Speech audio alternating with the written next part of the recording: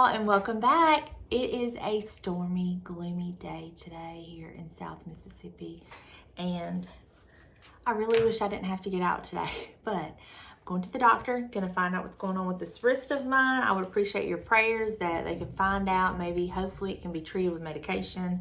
You know, God is able. But before I go, we are going to be reading from our little book, I've Got to Talk to Somebody, God, by Marjorie Holmes. It's her Conversations with God.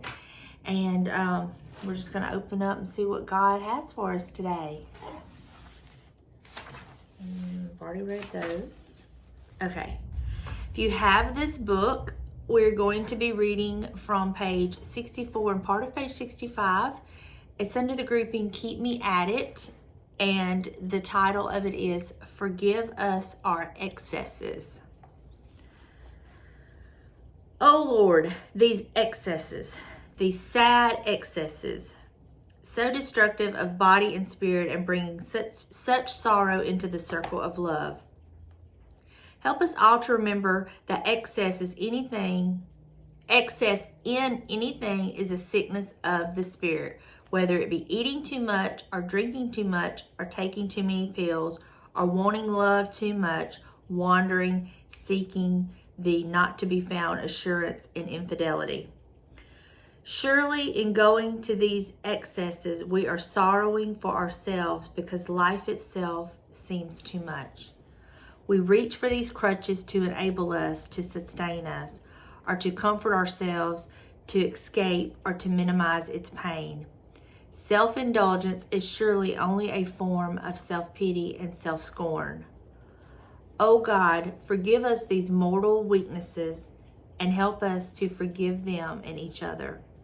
Help us to understand that they spring from suffering at the core of the very soul. Share with us your wisdom so that we'll know how to help each other, sustain each other, comfort each other, provide such loving awareness of each other that we won't need the false assurance of these excesses. Thank you for delivering us from self-indulgence and restoring our self-respect. Wow. That's deep. I wonder what she was referring to. You know, this is her conversations with God. This is her prayer. So she undoubtedly, something had triggered this prayer. Help us to remember that excess in anything is a sickness of the spirit, whether it be eating too much or drinking too much or taking too many pills. Ooh, the eating too much, I can relate to. I do that. And honestly, let's break it down to, I, again, can only speak for myself, but when I overeat, when I eat just because it's there, when I eat because there's nothing else to do, I'm bored, or when I eat just in excess, I am miserable.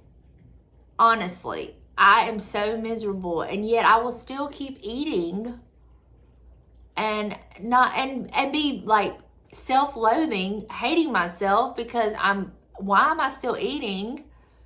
So that, I understand how, anything in excess is sickness of spirit, because something is wrong with me to make me do that. Whether it be boredom, depression, anxiety, whatever, insecurity, there could be a multitude of reasons, because it's there. Just because it's there, there could be a multitude of reasons. So those excesses and sickness and spirit in that format, I can totally relate to, because that excess does make me sick, and it's not good for my spirit. Surely in going to these excesses, we are sorrowing for ourselves because life itself seems too much. And there are some people who overindulge in things because life can just be too heavy. You have some people who, drink too much. You have some people who do, drugs. You have some people who party too much. You have some people who, smoke too much. You have all these different excesses that are not healthy for us. But I can remember at a time in my life where I was so miserable and I was hurting so bad that I was hurting so bad inside that I was trying to do anything I could to divert the pain. And because of my actions during that time, I am left with reminders today. And I'll just be blunt with y'all. I'll just break it down and keep it real. I was going through a really, really, really dark, hurtful time in my life. And like I said, I was in so much pain and agony on the inside. I hurt constantly. And I was in such a bad shape that I had lost down to like 130 pounds. I wasn't eating. I was drinking to excess. I was popping pills. They were prescription pills, but I was using them the wrong way. Mixing alcohol and drugs. Anything I could do to divert the pain, I was trying to do it. I got so many piercings, belly, nose, ears. I went and got tattoos, and I was trying so hard to divert the pain by hurting other places and in other ways. I just didn't want to feel what I was truly feeling when, I really needed God. But I didn't realize that's what I was doing until that I'd come through that miraculously through the grace of God. I don't know how I got through that, and I'm still here today because I was very, very reckless. But I had James's mother actually one day, she asked me, she said, "Why do you have so many piercings and stuff like that?" She wasn't being rude, she was just curious. And I said, I was doing anything I could to divert the pain. She said, "That's about the best excuse I've ever heard." And it was true. I did get rid of the nose ring. I did get rid of the belly ring. I've kept some of the piercings in my ears. And I'm stuck with tattoos that I'm not fond of. That I did, for spite and to divert pain. And those are reminders. I have scars, I have scars from the piercings and I have the tattoos. I have reminders of just how far I've come. And I was so busy trying to fill voids and to not feel the pain that I was doing everything I could except for the one thing I should, and that was to take it to the Lord. Because He was the only one that was, number one, going to be able to fill that void I had. If you find yourself in a situation where you are constantly, there was one time in my life that anything can be the excess. And there was a time in my life that I was using houseplants as a way to fill voids. It was like I couldn't get enough houseplants. It was an excess, and it was covering up. I was not dealing with the real problem. I was just having all these excesses. And I had so many houseplants that my mom was like, "Really, Donna?" But it was like I couldn't get enough houseplants. So anything can be used as the excess. It doesn't necessarily mean drinking and drugs and, piercings and tattoos or anything like that. It could be houseplants. Anything that is in excess that we're trying to use to, and we might not even realize it at the time. It may take just prayer and somebody praying for you, because there was times that when I was going through those different times, I could pray for myself. I would not even attempt to pray for myself, because I knew I was wrong. I knew my lifestyle was wrong. I knew it was not pleasing to God.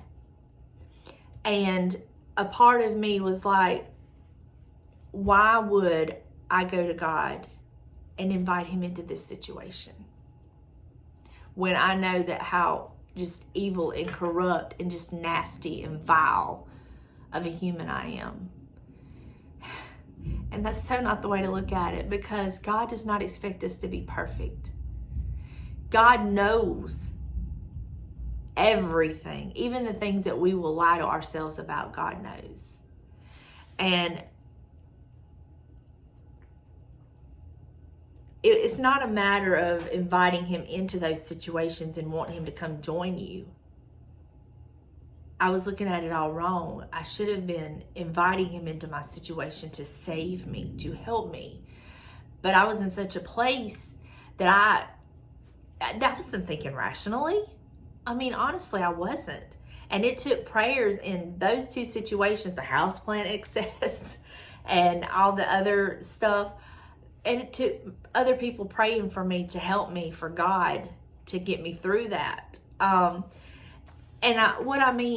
reason I share about the houseplants is because, anything can be excess. We can use anything to be really covering up and trying to fill a space and a void and fix something in our lives that only God can fix and fill. And, when I try to catch myself even now, because it can be easy to slip into those excesses, And that's why it's important we have to stay prayed up. And when we are in relationship with God, those excesses are going to be far less.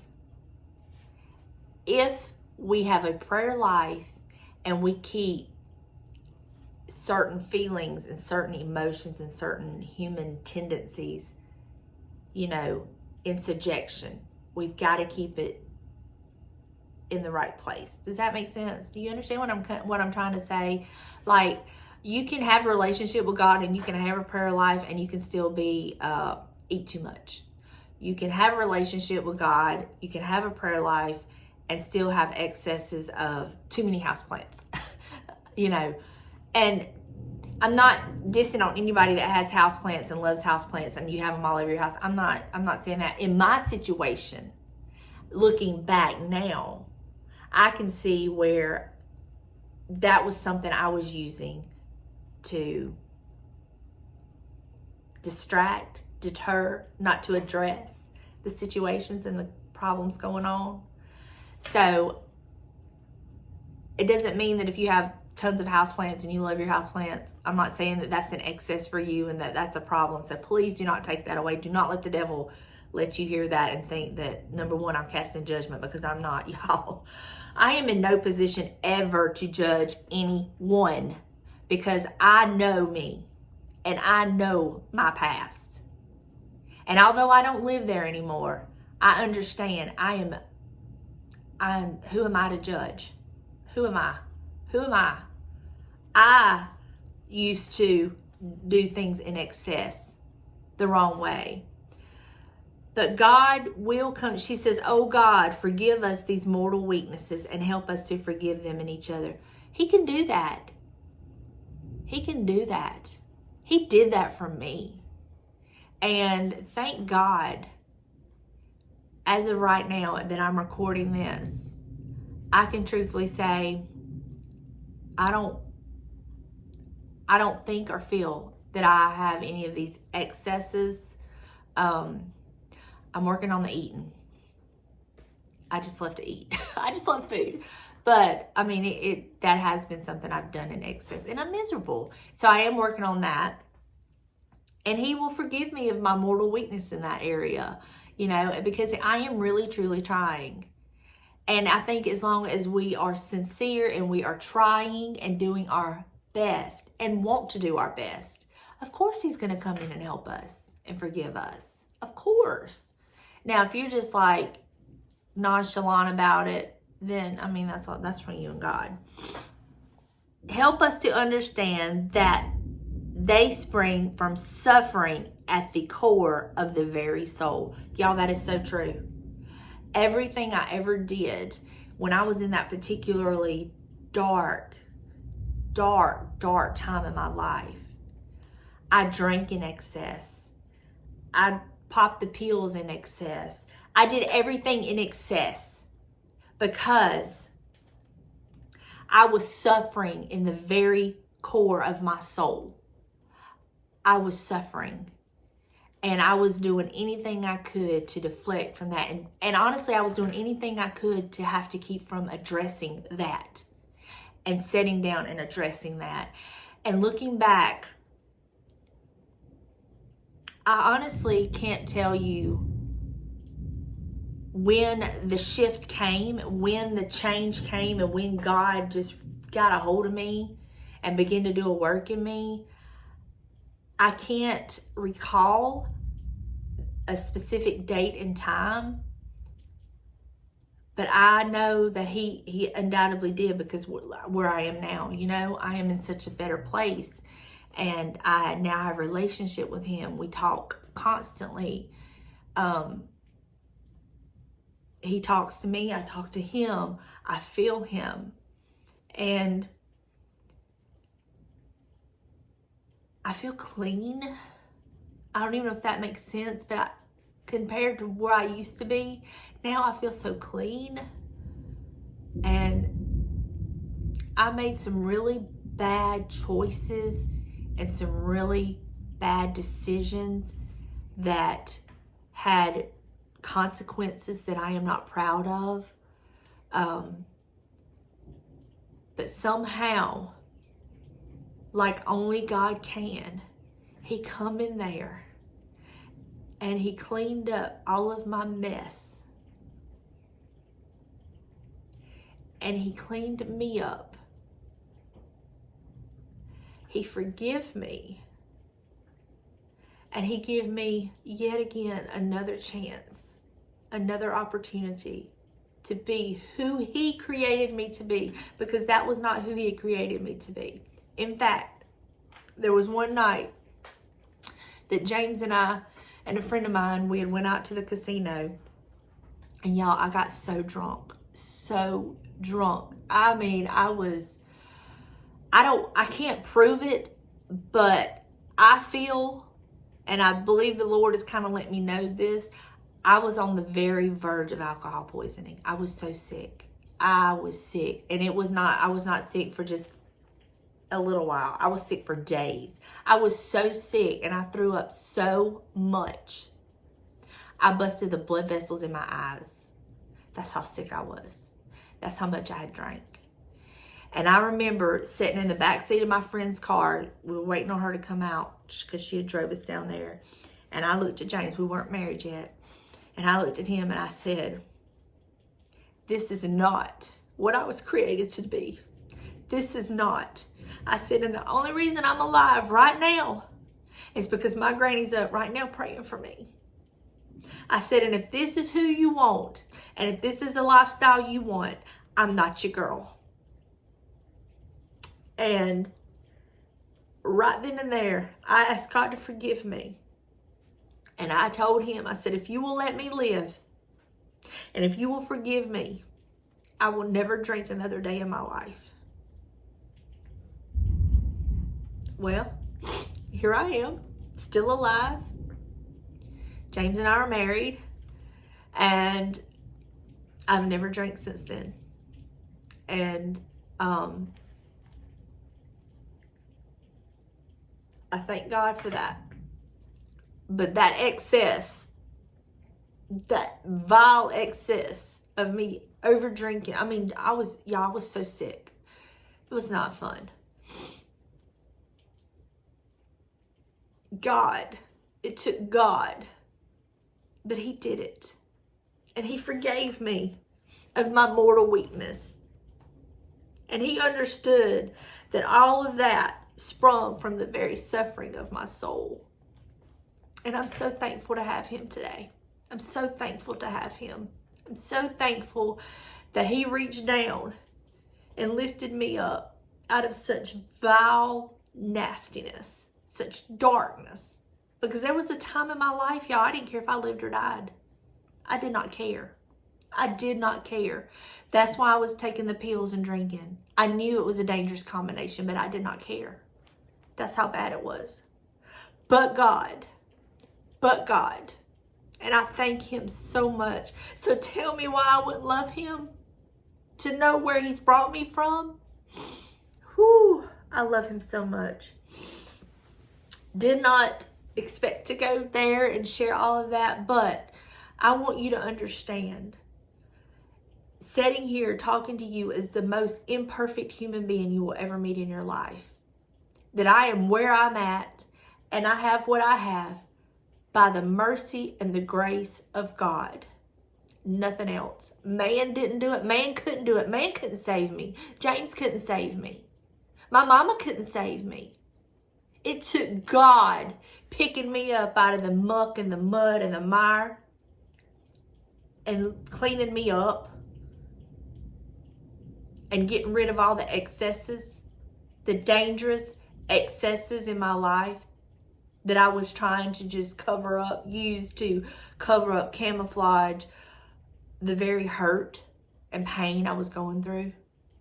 Only God can do that. Only God. Man can't do it. Pills can't do it. Drinks can't do it. Because if it woulda, I was set. I tried the pills, the drinks.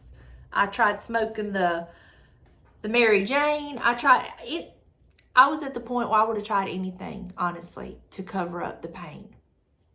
But none of that worked. None of that worked. It took God and God alone. And he did it. And I'm so grateful for him. I love y'all. And I will see you in the next one. Bye, y'all.